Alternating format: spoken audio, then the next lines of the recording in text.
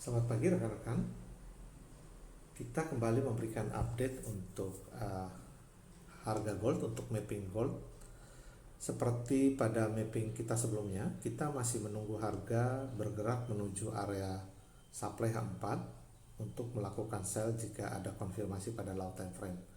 Sampai saat ini harga bergerak menuju ke area supply H4 dan sudah mulai membreak area medium. Harga mulai masuk ke zona premium untuk menuju ke area supply H4. Namun dalam pergerakan harga menuju ke area supply H4, kami mencoba monitor di satu time frame di bawahnya, di time frame H1. Pertama, kita menemukan adanya change of character, di mana harga tertinggi ketika pullback pada hari Jumat yang lalu di break pada dini hari tadi. Ini adalah harga tertinggi sebelumnya, lalu di break dengan body candle untuk H1 pada dini hari tadi, sehingga kita bisa mengatakan bahwa pada time frame H1 sudah mulai terjadi change of character yang menandakan buyer sudah mulai banyak mendorong harga untuk menuju ke area supply H4. Karena adanya change of character, di mana harga tertinggi sebelumnya dalam yang terjadi pada hari Jumat di break dengan body candle utuh, maka kita berusaha mencari area demand. Karena change of character terjadi itu dari penurunan menjadi kenaikan, maka kita berusaha mencari area demand pada time frame H1. Yang pertama, kita akan mencari di zona diskon.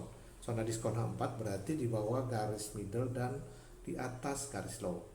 Yang kedua, syaratnya adalah kita menemukan adanya pergerakan impulsif yang menyebabkan terjadinya ketidakseimbangan harga.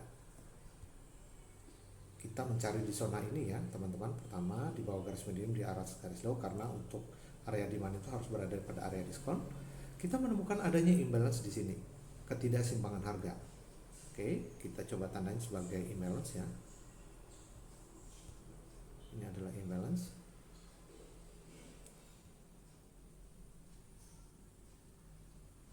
Oke, kita singkat sebagai IMB ya. Ini adalah imbalance. Lalu sebelum imbalance ini terjadi, sebelum pergerakan impulsif ini terjadi, kita melihat bahwa harga itu sempat sideways ya, bergerak pada range harga yang hampir sama selama beberapa waktu tertentu. Lalu terjadi gerakan impulsif yang menyebabkan terjadi ketidakseimbangan harga yang kita sebut sebagai imbalance, dan merubah struktur market dari downtrend menjadi uptrend pada time frame H1. Sehingga kita melihat bahwa area base ini, area konsolidasi ini adalah area demand potensial untuk kita melakukan buy jika ada konfirmasi. Kita mulai tandain area demandnya yang ini ya teman.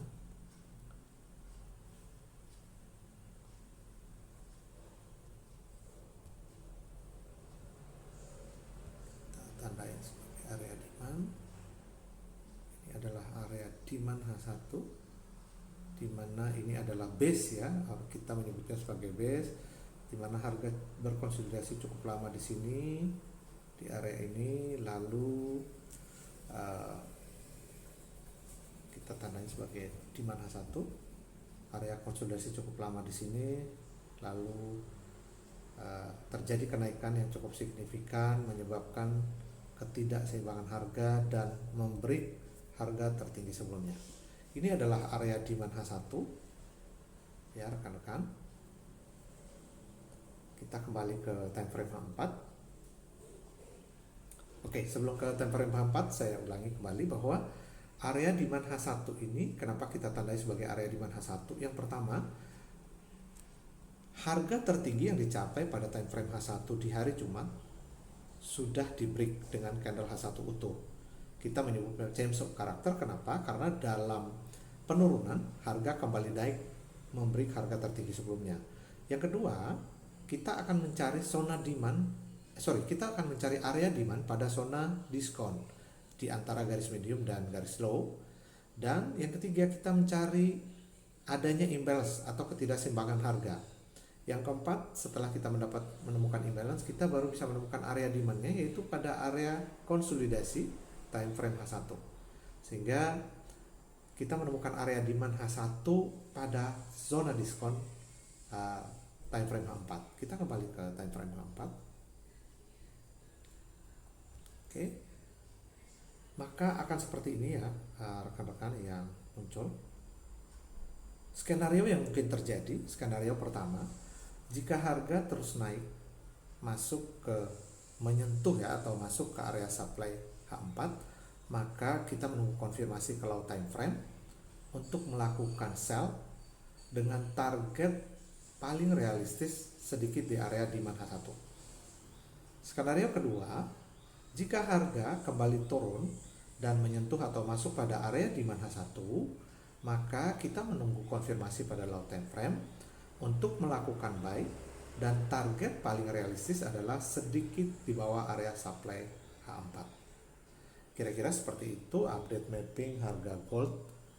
Kita sama-sama menunggu timing dan momentum yang tepat untuk melakukan entry. Ingat, lebih baik kehilangan waktu menunggu entry yang tepat daripada entry yang tidak tepat menyebabkan kehilangan modal. Terima kasih.